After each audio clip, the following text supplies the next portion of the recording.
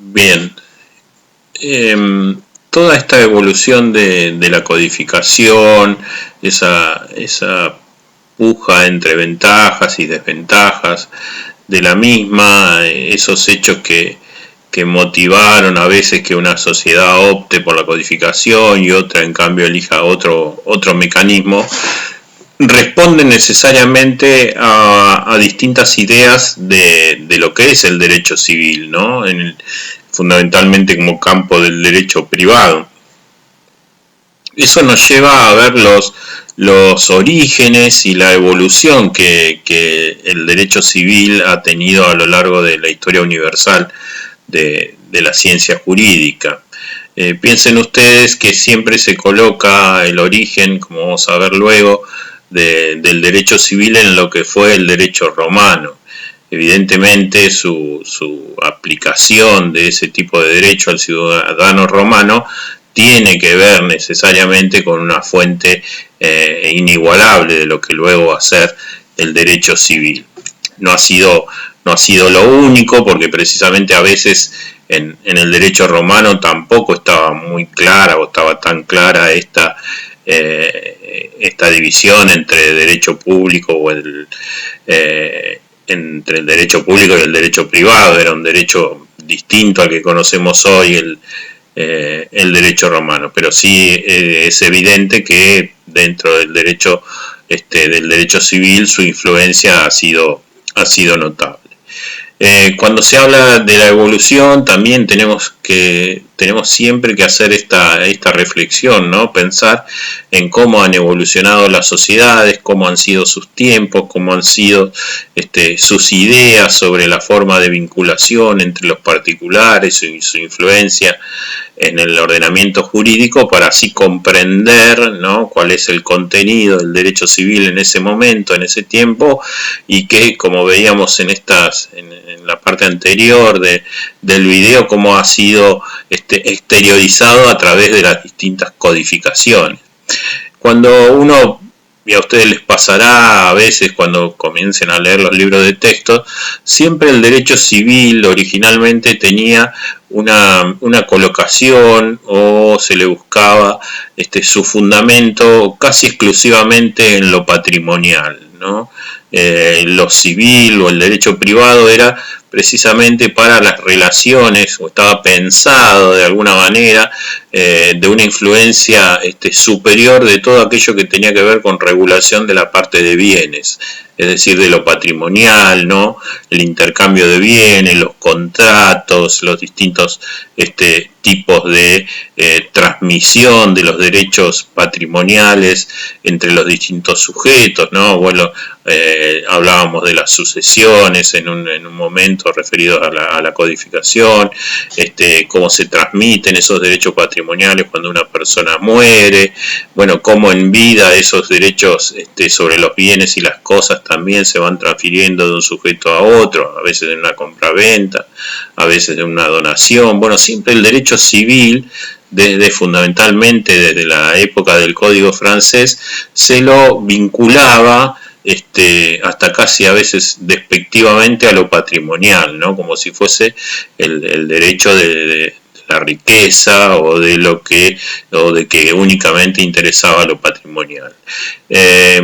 Una crítica, bueno, que también se le hizo a Vélez en cuanto a un exceso de regulación de todo lo que hacía al derecho de dominio, al derecho sobre los bienes, a lo patrimonial, y que olvidaba un poco ciertas cuestiones extrapatrimoniales que también hacían a la esencia del derecho civil. Lo cierto es que eso se da fundamentalmente en el siglo XVII, en el siglo XVIII y hasta, digamos, también el siglo XIX, pero en el siglo XX se produce un cambio de paradigma, un cambio de la mirada de lo que es el derecho privado, fundamentalmente el derecho civil, y eso tiene que ver con los sucesos de la Segunda Guerra Mundial, ¿no? A partir de la finalización de la Segunda Guerra, el hombre, los estados, colocan su mirada en cuestiones, digamos, que no tenían que ver exclusivamente con esas relaciones jurídico-patrimoniales, ¿no? El fenómeno del nazismo como riesgo para la humanidad, riesgo real para la supervivencia de la humanidad, hizo que los estados, ¿no? Fíjense que a partir de ahí,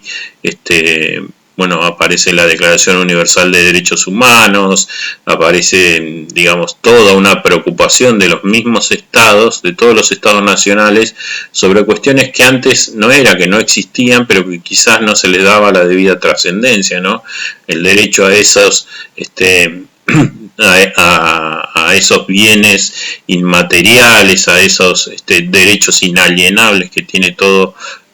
persona por el solo hecho de ser persona, quizás aparecían un poco descuidados en los ordenamientos jurídicos de derecho civil o en las regulaciones sobre derecho civil.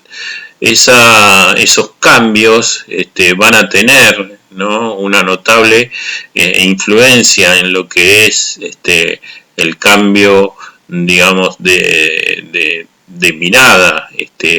en el derecho civil, que ya no pasa a ser o no es solamente o exclusivamente patrimonial, sino que dirige su vista hacia otro fenómeno, ¿no?, que es la protección de la persona, la protección del sujeto, entender lo que Larens siempre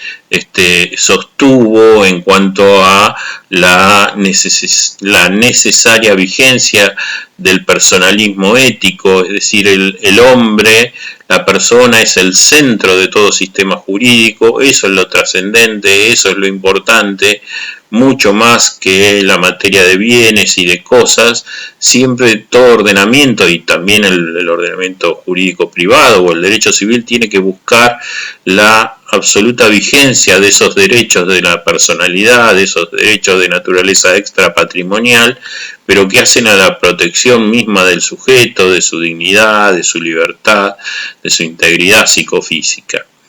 Este fenómeno ha tenido tal influencia sobre el derecho privado, sobre el derecho civil, que hoy, como podemos observar claramente con la sanción de nuestro nuevo Código Civil, estos derechos de la personalidad, que a veces no estaban, en realidad en nuestro código no estaban expresamente tipificados por Vélez Arfield, bueno, ya es, digamos, es tal su influencia que aparecen regulados, quizás de un modo menor o de un modo más sintético que otros derechos, digamos, de naturaleza patrimonial, pero que hoy están expresamente tipificados en nuestro Código Civil. Eso demuestra, ¿no?, que la mirada del derecho civil cambió desde lo que era la mirada que tenía Vélez Arfield ya en 1865 a la que se puede tener hoy en el siglo XXI. Y esto porque también ha cambiado la naturaleza de las sociedades. También las ideologías han tenido su crisis y bueno, se pasó de un modelo, como veíamos en el código francés, de un modelo liberal o de un modo donde la autonomía de la voluntad y la libertad individual como parámetro absoluto era la que regía, a hoy que digamos se comienzan a ver los derechos individuales, los derechos subjetivos dentro del derecho privado simplemente como derechos de los cuales son titulares las personas, pero que tienen su límite o que tienen su freno en el entendimiento de que esos derechos reconocidos por el ordenamiento jurídico también cumplen una función social, es decir, no son para cualquier uso, no pueden ser utilizados con cualquier finalidad, sino que el titular tiene que tener en cuenta los derechos del otro y tiene que utilizar ese derecho subjetivo de un modo que no perjudique o que no vaya en contra de la finalidad social por la cual se ha reconocido ese derecho. Piensen ustedes en lo que es el derecho de propiedad, el derecho de dominio, que antes tenía una naturaleza absoluta casi, es decir, cada dueño, cada titular del derecho de dominio podía ejercerlo del modo que quisiera, sin importar siquiera si la forma de ejercerlo dañaba a otro. Bueno, hoy la concepción que tiene el derecho privado sobre ese tema es absolutamente diferente, es decir, existe una limitación concreta a través del abuso, de la teoría del abuso del derecho, a esa posibilidad de que el titular de derecho ejerza su derecho sin ningún tipo de utilidad o sin ningún tipo de freno o limitación. El derecho civil cambia o ha cambiado a lo largo de todo este tiempo a medida que el hombre va tomando conciencia, ¿no? de su propia existencia y de la forma en que desarrolla su vida y su existencia. Es decir, hoy por hoy no puede pasarse por alto, digamos, la clase a través de un video es claramente una influencia de este parecer. La tecnología ha ingresado en el mundo del sujeto, de la persona, y por lo tanto la vinculación que jurídicamente se da entre sujetos a través de estos mecanismos tecnológicos también tiene que tener su correlato en una regulación propia del derecho civil y del derecho privado, que antes no existía cuando estas tecnologías no tenían este desarrollo. Piensen simplemente en la época de Vélez Sarsfield, donde obviamente la realidad de la sociedad argentina era totalmente diferente y por lo tanto el derecho privado o el derecho civil en ese momento no veía como una necesidad regular algo que ni siquiera existía. O sea, en ese momento, en 1865, recién habían comenzado a transitar algunos ferrocarriles en Buenos Aires y por lo tanto ninguna de esas cuestiones iba a ser tomada por Vélez. Solamente recién, digamos, en 1968, como veíamos en clases anteriores, la ley 17711 crea el elemento el elemento objetivo para hacer responder a alguien fuera del dolo o la culpa por causar un accidente a otro, porque ya en 1968 alguien podía dañar a otro a través de un automotor o de algún vehículo o con una responsabilidad que ya no era subjetiva, que no era, digamos, a través de la negligencia o de la culpa o del dolo, sino por la utilización de cosas riesgosas. O sea, esos cambios que se dan en la sociedad, la revolución industrial, las máquinas, la posibilidad de que las máquinas dañen, van a tener su correlato también en la idea del derecho civil. Es decir, el derecho civil, el derecho privado tiene que tomar esas realidades nuevas de la sociedad y tiene que regularlas de alguna manera. Esta influencia de las nuevas de la aparición de nuevos fenómenos tecnológicos van a ir acompañando el desarrollo del derecho civil, pero también va mutando va cambiando esa idea exclusiva de lo privatístico, es decir, solo lo privado, para echar la mirada o mirar digamos, a través de otro prisma, lo que es la influencia de las normas constitucionales. Y en el caso de nuestro país, esto se ha visto con muchísima claridad a partir de la sanción de la Constitución del 94, de 1994, la aparición de nuevas normas constitucionales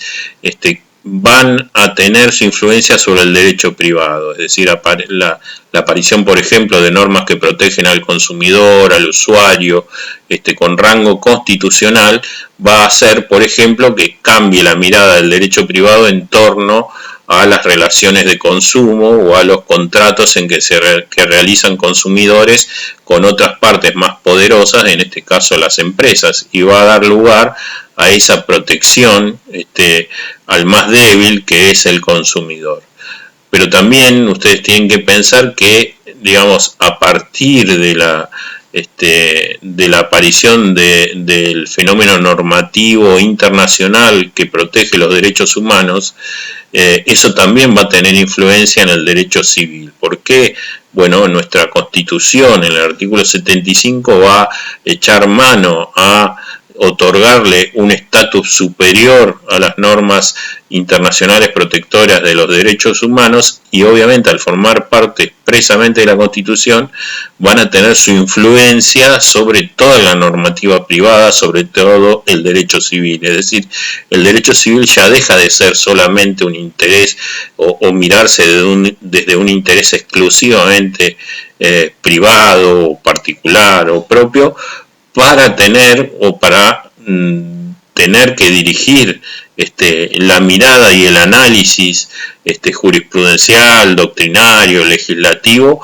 hacia lo que es el fenómeno de la constitucionalización de ese derecho privado o derecho civil. Bajo esta fórmula un poco larga, lo que se quiere hacer hincapié es que, digamos,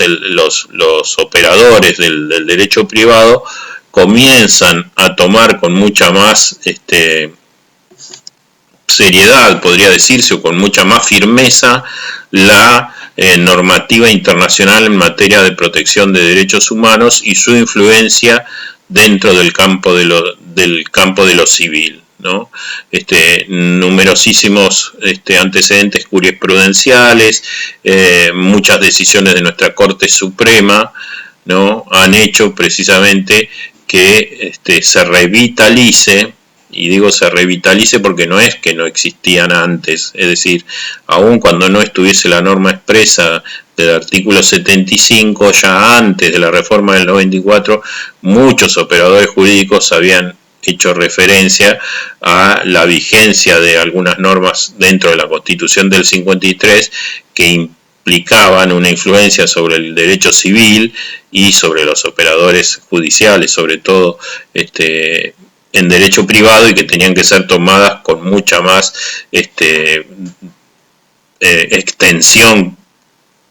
que los que tomaba a veces la jurisprudencia civilista, y que por lo tanto, digamos, ya con la reforma del 94 ya deja de ser algo tácito, algo que se sospechaba, algo que estaba implícito, sino para constituir una obligación expresa de aquellos operadores de derecho privado para hacer valer la norma constitucional.